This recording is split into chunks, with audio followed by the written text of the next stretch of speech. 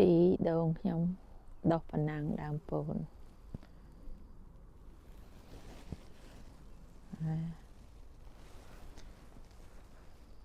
cho nam đấy cứ thả bàn đập tí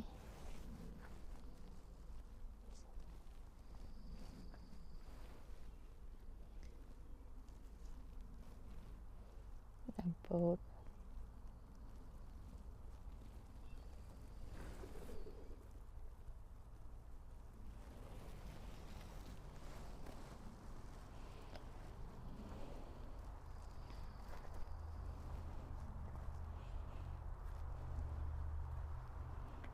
đây là space hàng green master